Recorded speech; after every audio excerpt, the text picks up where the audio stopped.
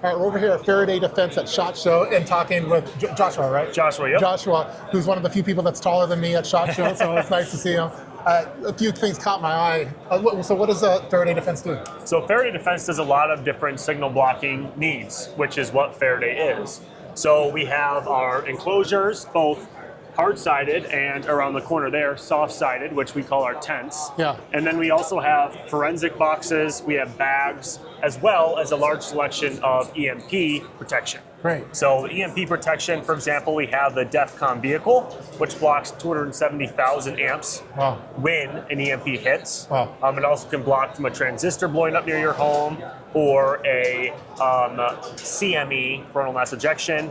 And then we also have a home switch, which when it monitors the line and notices a surge coming, it flips the main breaker of your home for you. I can actually show you that right over here. There's some other companies I've seen that we've done some testing on before. This is pretty unique to our company. So it's got this actuator arm which pops out of here and flips your main breaker off. So it's not a surge protector. Okay. Because surge protectors can technically become overwhelmed. This actually flips the main breaker, which is the only way to 100% guarantee protect your home. And you have to, that has to work within like a fraction of a millisecond, right, for EMP test stuff. So that's, how do you test that? So this is for E3. Okay. When the EMP couples onto the main grid, Yeah. and then it would shut it off. But it also protects when your, let's say, power company was to send a surge down the line. It also would protect from that as well. Cool. And so what's the room for? It's like for investigations, and it's like this is legit. The average person probably doesn't need this, right? It depends. Unless it depends how average you are. Unless it's feeling a super fancy wine cellar or something. Yeah. So I'll show you inside. Yeah. So the way it does. Can you and I fit in this thing, or is it we can try? We're kind of maxing it up. I pop through. Yeah, you're maxed. But in here is. Right now we have one power filter, but we can put whatever filters we want. Yeah. And the way it works is when the... I'll squeeze in here with you. Yeah, there you go. There we go. Perfect. Two tall guys at SHOT Show. We still can fit. So when the law enforcement confiscates a device, they have to put it in the bag. And the reason for that is nowadays criminals can remotely wipe the evidence from off their phones or laptops or whatever. So if you're Walter White from Breaking Bad, you want to wipe the evidence. Exactly. Exactly. So they'll actually completely scrub the phone from afar, which is why you need to put it in one of our Faraday bags. Yeah. However, the police need to be able to work on it, or law enforcement, FBI, etc. So they'll take it to one of these rooms, shut the door, open up the bag, and then they'll work on the device trying to crack it open.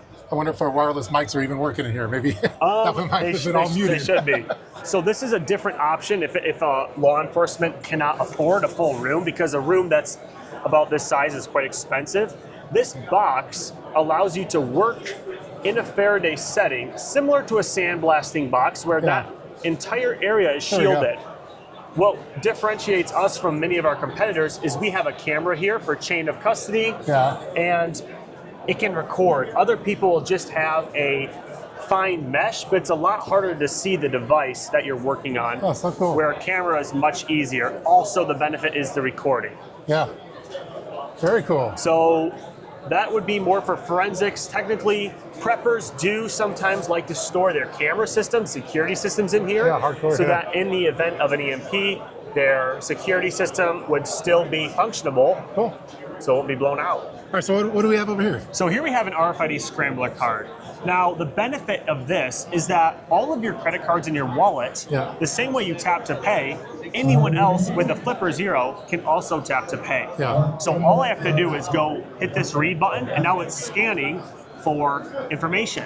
So, for example, with my hotel credit card, my hotel card, all I have to do is tap it, and then I can emulate it on this Flipper Zero device, which is very accessible for the average person. It's only $300. And then I can replay it getting into any hotel room. So if you have, because we were concerned about that at our hotel with the badge access, because there was no lock on the door. So technically, if someone had scanned your badge, they could just go in there with this device. And that's why this is necessary. The same thing can happen with your credit card, debit card. All I have to do is tap it. I get your 16 digits, and I get the date. And on Amazon, that's all you need to place an order, or most online retail. So that's why this is an RFID Scrambler. It sends out a whole bunch of different fake codes, And so readers such Just as to confuse this, those things. Okay. it gets confused. So it'll sit there and read and read and read, and will never find any information to give back. You can see that it just reads and reads and reads. So Wow. that's the benefit. I've always heard of these. I've never actually seen one. There you go. Yeah, look at that. So let's try it again. Read. There you go. Wow. And then if I was to retry it with the Scrambler card, it won't work. And that's why you need an RFID Scrambler for your wallet. Love it. So this is just $20, and you just slip it in your wallet or purse or whatever, and that protects. And if you have an RFID blocking wallet, you could use that in combination to it, or The RFID blocking wallet should already protect it. But if you don't have that, If you don't have if you have a lanyard, like everyone here at SHOT Show has Right. these lanyards, and you might have your hotel key in there. Right. And now another thing is that passports nowadays also have RFID chips. Yeah. So keep one of these with your passport, so that, or keep it in a Faraday bag so that people can't steal your passport information. Very cool. And you have a variety of different Faraday bags for phone size, tablet size, Yep. probably a laptop size one too. Yeah. Yep. All different sizes: backpacks, dry bags, gun bags Man, as I'm well. so glad I ran into you. I Yeah. thought I knew all the Faraday bag companies, but Faraday Defense is doing some really cool stuff. Yep. I've never seen that before, either that or that. It's how I show people why Faraday bags are needed. And one thing that differentiates us from other Faraday companies is we do the bags, we do tents and hardwalls, as I explained earlier. Yeah. So we cover a wide spectrum, and we're the only company that does all of those. Yeah, all the other,